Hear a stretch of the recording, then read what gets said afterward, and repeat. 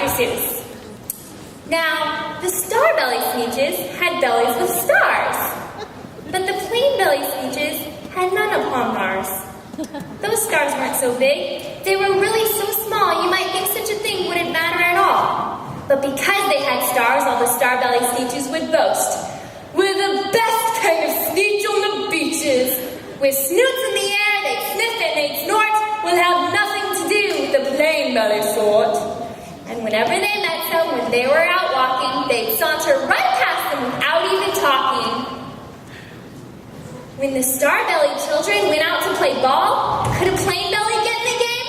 Not at all. You could only play if your bellies had stars, but the plain belly children had none upon theirs.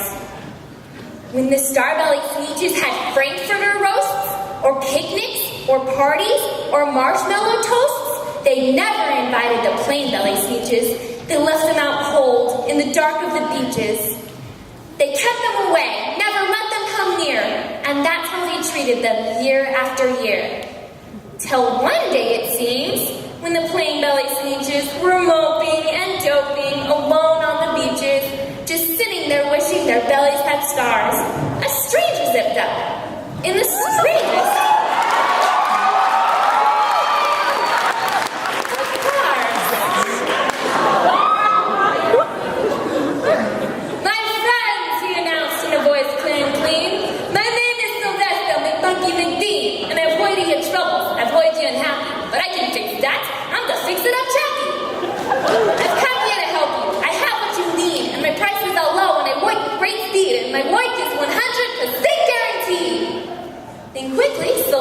Monkey McBean put together a very peculiar machine and said, "You want stars like the star-belly Sneeches? My friends, you can have them for $3 each. Just pay me your money and hop right aboard." So they clambered inside, and the big machine roared, and it clomped, and it bumped, and it jerked, and it burped, and it bopped them around, but the thing really worked. When the plain belly Sneeches popped out, they had stars. They actually did. They had stars upon theirs. Then they yelled at the ones who had stars at the start. "We're exactly like you. You can't tell us apart. We're all just the same now, you snooty old smarties, and now you can go to your Frankfurter parties." "Oh no," groaned the ones who had stars at the first. "We're still the best Sneeches and they are the worst. But now, how in the world will we know," they all frowned, "whether this one is that one or the other way around?" Then up came McBean with a very sly wink.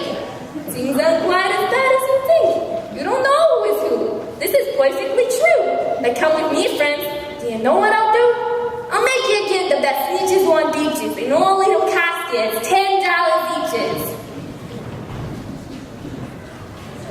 Belly stars are no longer in style," said McBean. "What you need is a trip through my star-off machine. This wondrous contraption will take off your stars so you won't look like Sneeches who have them on eyes." And that handy machine, working very precisely, removed all the stars from their tummies quite nicely. Then with snoots in the air, they paraded about. They opened their beaks and they let out a shout, "The best kind of Sneeches all Sneeches without!" Then, of course, those with stars all got frightfully mad. To be wearing a star now was frightfully bad. Then, of course, old Sylvester McMonkey McBean invited them through his star-off machine. Then, of course, from then on, as you probably guessed, things really got into a horrible mess. All the rest of that day on those wild screaming beaches, the fix-it-up chappie kept fixing up Sneeches. Off again, on again, in again, out again, through the machines they raced round and about again, changing their stars every minute or two. They kept paying money. They kept running through, till neither the plain nor the star-bellies knew whether this one was that one, or that one was this one, or which one was what one, or what one was who. Then, when every last cent of their money was spent, the fix-it-up chappie packed up, and he went.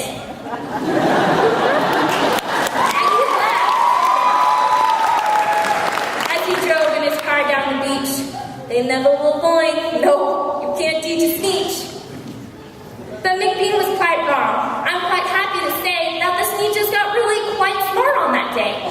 The day they decided that Sneeches are Sneeches, and no kind of Sneeches the best on the beaches. That day, all the Sneeches forgot about stars, and whether they had one or not upon theirs.